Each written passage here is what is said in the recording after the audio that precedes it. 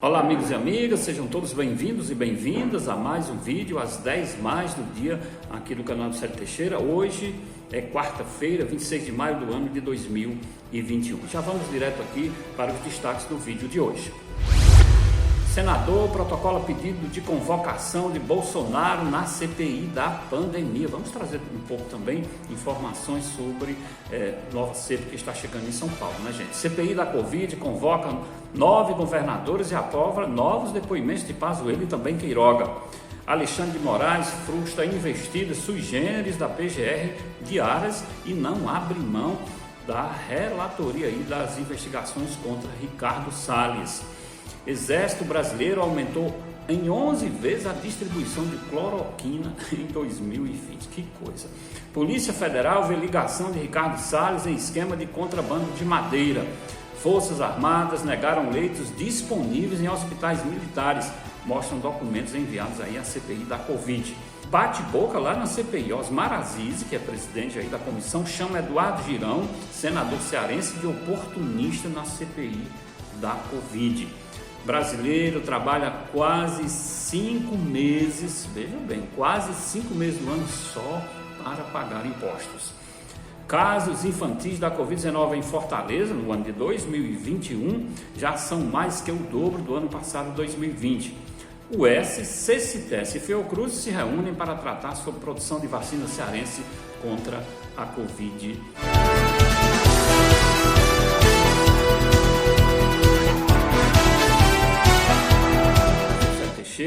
Agradecer demais aos amigos que já estão indo lá no canal, que assistem, que vão lá, se inscrevem, deixam o seu like. Agradecer aqueles também do Facebook, do Instagram. Muito obrigado a todos. E já vamos aqui direto para os detalhes do vídeo de hoje.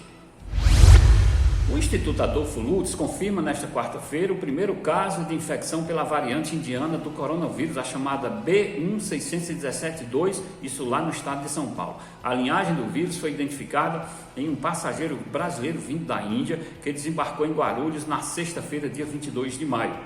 Outro assunto relacionado ainda à questão da Covid-19, o presidente da CPI da pandemia, Osmar Aziz, anunciou que pretende convocar novamente o ministro da Saúde, Marcelo Queiroga, e o ex-ministro Eduardo Pazuello para prestarem seus depoimentos. Já o senador Randolfo Rodrigues protocolou um requerimento para convocar o presidente Jair Bolsonaro a depor na CPI da pandemia. Se isso vai acontecer, eu não sei. Vamos esperar para ver. Os senadores da CPI da Covid aprovaram nesta quarta-feira, já hoje, portanto, requerimento para convocar novamente o ex-ministro Eduardo Pazuello e o atual líder da pasta, Marcelo Queiroga. Aprovaram ainda a convocação de 9 governadores para que expliquem o uso de recursos federais nos estados. O presidente da comissão, senador Omar Aziz, afirmou que foram inicialmente convocados governadores de estados em que houve a operação da Polícia Federal para apurar suspeitas de irregularidades com verbas federais no combate à pandemia. São eles: Wilson Lima, do Amazonas, Helder Barbalho, do Pará, Ibanez Rocha, do Distrito Federal, Mauro Carlesse, do Tocantins, Carlos Moisés, de Santa Catarina, Antônio Olivério Garcia de Almeida, de Roraima, Valdez Góes, do Amapá, Wellington Dias, do Piauí e Marcos José Rocha dos Santos, de Rondônia. Também foi convocado o ex-governador do Rio, Wilson Witzel. O ministro Alexandre de Moraes, do Supremo Tribunal Federal, frustrou a investida do Procurador-Geral da República para blindar o governo Bolsonaro e seus principais aliados e barrou uma tentativa do órgão, chefiado aí por Augusto Aras, de tirar da sua relatoria a investigação que fez buscas contra o ministro Ricardo Salles e o presidente afastado do IBAMA, Eduardo Bin. Alexandre indeferiu nesta terça-feira, ontem, portanto, um pedido assinado pelo vice-procurador-geral da República, Humberto Jacques de Medeiros, para que os autos da Operação Aquanduba fossem enviados para a ministra Carmen Lúcia. Logo na primeira linha de sua decisão, o ministro Alexandre de Moraes, do STF, classificou o pedido da PGR para retirar a investigação de suas mãos como sui generis, expressão em latim que significa peculiar. Não há qualquer dúvida sobre a competência desse relator para prosseguir a relatoria, frisou o ministro Alexandre de Moraes. Já o Laboratório Químico Farmacêutico do Exército distribuiu em 2020 mais de 11 vezes a quantidade de comprimidos de cloroquina a hospitais militares e secretarias de saúde estaduais e municipais do que fez nas distribuições dos anos anteriores de 2018 e 2019. A utilização de medicamentos para tratamento da Covid, doença para a qual é comprovadamente ineficaz, é o motivo do aumento exponencial da produção e distribuição. Segundo o documento enviado pelo Comando do Exército à CPI da Covid e obtido com exclusividade pelo blog G1, em 2020 foram distribuídos 2.931.820 comprimidos de cloroquina, 150 mg. O número chama a atenção quando é comparado à produção e distribuição nos anos anteriores, no caso 2018 e 2019. Em 2018, por exemplo, foram distribuídos 259.470 comprimidos. Ano passado, 2 milhões, quase 3 milhões de comprimidos. Uma grande questão aí que, para mim, não tenho dúvida alguma, esse remédio cientificamente não serve de nada, não tem valor algum para esse tipo, para a Covid. Mas a minha grande pergunta é, eu acho que a CPI, a sociedade brasileira, precisa ser informada. Quem é que está ganhando por trás disso? Porque como é que se você distribui um remédio que não serve para nada, não tem valor algum, a custo de quê? Então, na minha concepção, tem alguém ganhando por trás disso aí. É preciso verificar quem está sendo beneficiado e seja quem for, tem que ser punido e responsabilizado. Já imaginou? Remédio que não serve sendo distribuído, pode ter contribuído para morrer muitas pessoas, simplesmente porque alguém se beneficiou por trás disso? A sociedade precisa ser informada sobre isso. No documento em que pediu a autorização do ministro Alexandre de Moraes, do Supremo Tribunal Federal, para abrir a Operação Aquanduba, que na semana passada fez buscas contra o ministro do Meio Ambiente, Ricardo Salles, a Polícia Federal apontou fortes indícios de envolvimento dele em um possível esquema de corrupção para exportação ilegal de madeira. A Polícia Federal também cravou que as provas reunidas na investigação já são suficientes para enquadrar o presidente afastado do Instituto Brasileiro do Meio Ambiente e dos Recursos Naturais Renováveis, aí do IBAMA, Eduardo Bin, pelos crimes de facilitação ao contrabando e advocacia administrativa. O acervo de provas enviado ao STF inclui relatos de reuniões com madeireiros, alterações nas regras de fiscalização, troca de mensagens, depoimentos de testemunhas e operações financeiras suspeitas que atingem inclusive o escritório da advocacia de Ricardo Salles em São Paulo. Agora eu vou dizer uma coisa, se provar isso, tem que ir para a cadeia, tem que devolver tudo que fizeram, porque eu vou dizer uma coisa, como um ministro do meio ambiente, como um presidente do órgão que deveria ajudar a fiscalizar e combater as ações aí que destroem o meio ambiente, como é que eles mesmos, que são pagos para isso, contribuem para acontecer o contrário? Precisa provar, mas se for provado tem que ir para a cadeia e devolver tudo que deve, e ainda vai ser pouco, porque o que fizeram, se realmente for provado, se for verdade, 100% isso aí provado, eu não gosto de condenar ninguém sem ter provas, é algo absolutamente inaceitável. Eu costumo dizer que tem coisas nesse país que até Freud não é capaz de explicar, porque quem deveria proteger, quem deveria cuidar, faz exatamente o contrário. Diante de pedidos de estados e municípios, as Forças Armadas negaram o compartilhamento de leitos de enfermaria e de UTI com civis, apesar de haver vagas disponíveis nos hospitais militares, segundo informações de documento enviado pelo Ministério da Defesa à CPI da Covid no Senado. O documento é assinado pelo ministro Walter Braga Neto. As solicitações foram feitas por Distrito Federal, Rio Grande do Sul, Rio Grande do Norte, Amazonas e pelo município de Xanxerê, em Santa Catarina.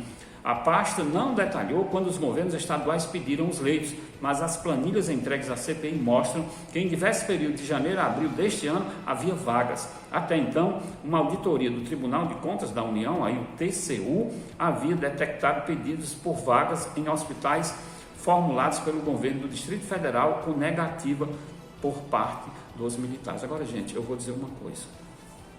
Mais de 3 bilhões de reais são gastos com esses hospitais e não serve para a sociedade civil.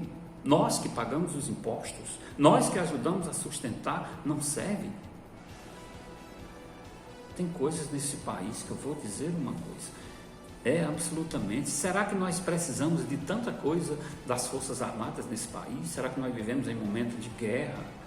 Quanta gente ganhando lá na reserva, só na reserva, reservado lá, e a sociedade civil precisando aí de uma assistência médica, de qualidade de vida, e muito desse dinheiro pago por nós, cidadãos brasileiros, civis, militares também, espero que paguem, mas não é justo isso, é inadmissível esse tipo de coisa que continue acontecendo aqui nesse país. Nosso dinheiro serve para pagar isso, para pagar esses hospitais aí, mais de 3 bilhões, ele não serve para a sociedade. O nosso dinheiro serve para pagar privilégios e auxílios para as esferas do setor executivo, legislativo, judiciário, e muita gente passando fome e necessidade nesse país. Um auxílio que não dá para alimentar uma pessoa numa semana, e aí na hora de fazer um auxílio desse é reclamação para um lado, reclamação para outro, mas não cortam os benefícios, não cortam os auxílios, e a grande maioria do povo paga a conta disso tudo.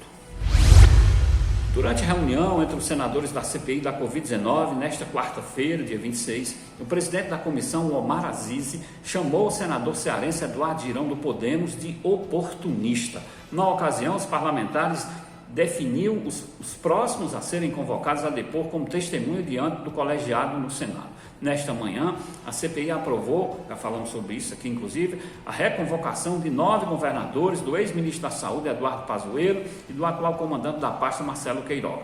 Todas as palavras aí do presidente agora se referindo a Girão. Toda a sociedade brasileira que tem o mínimo de inteligência sabe que Vossa Excelência tem um único objetivo, é que a gente não investigue o porquê que não comprou vacina.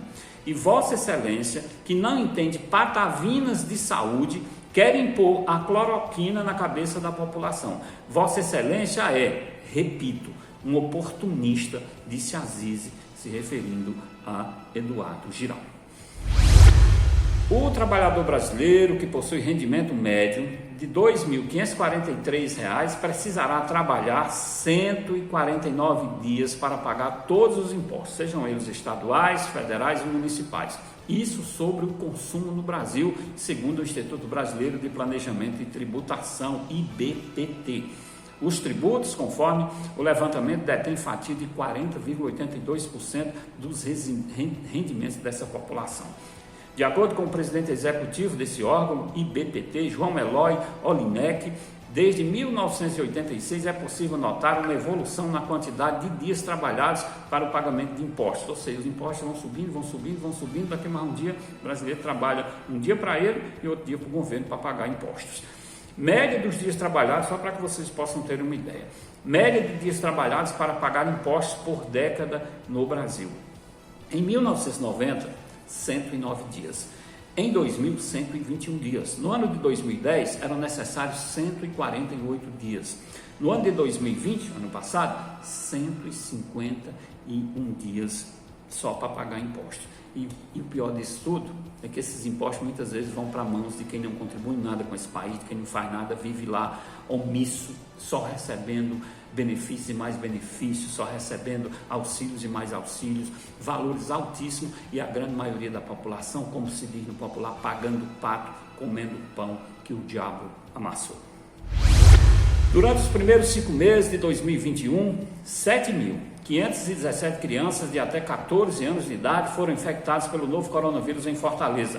O número é 146% maior que o total de casos infantis da Covid-19 registrado em todo o ano de 2020, no ano passado, isso na capital. No período, as mortes infantis causadas pela doença também já superam o total do último ano. Foram 6 crianças em 2020 e já são 20 nesta segunda onda da pandemia. As informações foram analisadas pelo jornal O Povo com base nos registros disponibilizados pela plataforma IntegraSUS até a última terça-feira, até ontem. Enquanto todas as faixas etárias mais que dobraram o número de casos, a maioria deles se deu em crianças de até 4 anos de idade. Eu estava ouvindo ontem a Mayra Pinheiro, aí do Ministério da Saúde, lá na CPI, e ela dizia que as aulas para crianças não deveriam ter sido suspensas. E olha que ela é pediatra. Você imagina se tivesse acontecendo aulas, 7.517 crianças de até 14 anos foram infectados pelo novo coronavírus em Fortaleza. Se essas aulas estivessem normais, quantos teriam sido infectados? Quantos teriam morrido? Será que a pediatra tem essa informação? Será que a pediatra sabe disso? Ou ela defende aquilo que vem na cabeça, sem dados científicos, sem comprovação de realidade? É uma grande pergunta que ela poderia responder um dia, não sei se para mim, mas para outras pessoas. O reitor da Universidade Estadual do Ceará, professor Idelbrando Soares, reuniu-se com os pesquisadores da UES, responsável pelo desenvolvimento da vacina contra a Covid-19, professora Isabel Florindo, e o pesquisador Neide Carvalho, com o secretário de Ciência, Tecnologia e Educação Superior do Estado, Inácio Arruda, e com representantes da Fiocruz aqui no Ceará, o Antônio Carlile Holanda Lavô e Carla Freire Celedônio Fernandes, para tratar da produção do imunizante cearense ou da vacina cearense que começa a se desenhar. A reunião foi fruto de articulação liderada pelo secretário Inácio Arruda, junto à presidente da Fiocruz, Nízia Trindade.